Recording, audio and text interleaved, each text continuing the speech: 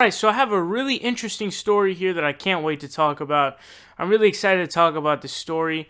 Now, I'm sure you guys get this question from people, and I definitely do. It would be, what's your dream job? What would you absolutely love to do? And my answer is the best job I could possibly have is being a Supreme Court Justice of the United States. I've always admired the Supreme Court, as well as just the way the Supreme Court works. And now I really admire it because it's sort of more about the functions of the government and the workings of democracy in our government and the Constitution. Now, do not get me wrong, partisanship has become a huge part of the judicial branch, but it's definitely the furthest away that you can get from partisanship and the almost kind of complications of the complexities and all of this different stuff. And when it comes to the Constitution, of course, and different things like that, it gets super interesting. Nothing I love more than reading about Supreme Court cases. And we're going to be delving into this. This story is going to be more about.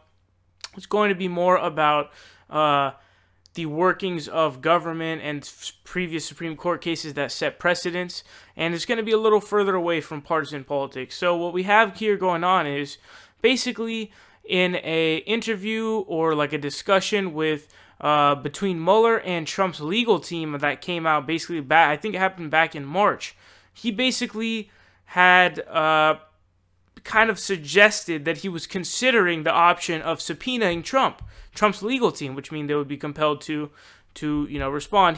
Trump has been trying to say that he has executive privilege and everything, meaning that basically all of his communications must remain private between him and his aides because of this sense of confidentiality, because of the executive privilege that he claims to have.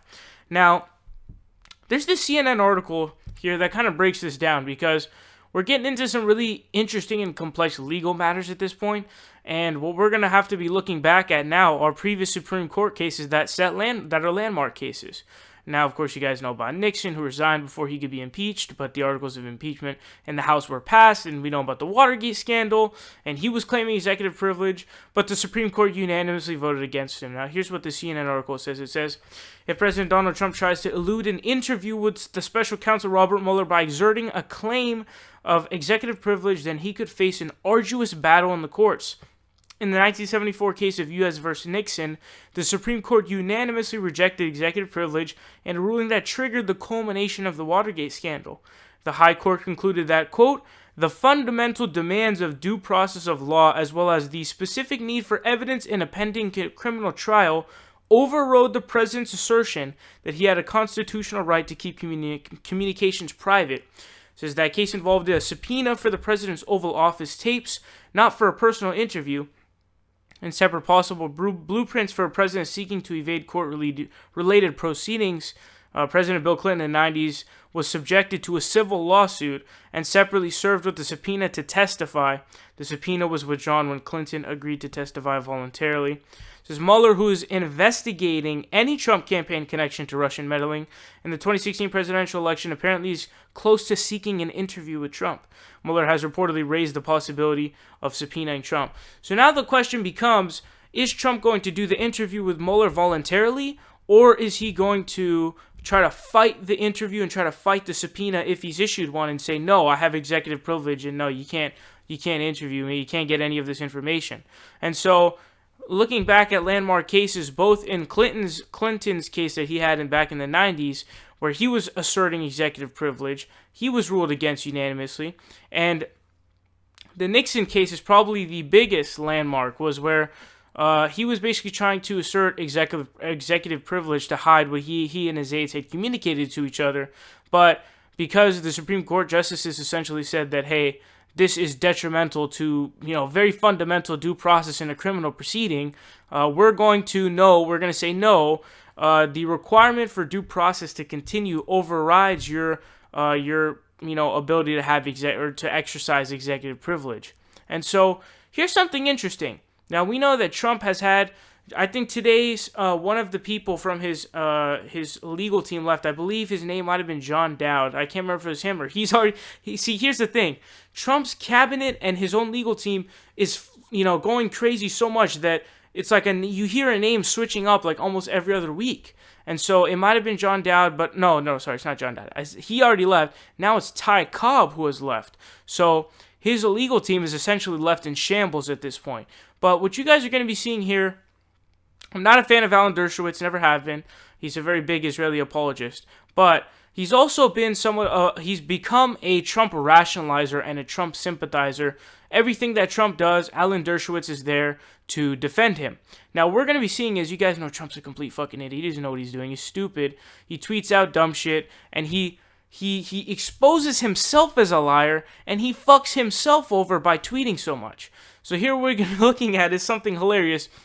Recall, this is Alan Dershowitz, who has been advocating for Trump and defending Trump on every single fucking turn there is. And what you're going to be seeing is Alan Dershowitz talking about how him bringing it up on Twitter may have actually waived, at least in part, his executive privilege. Check it out.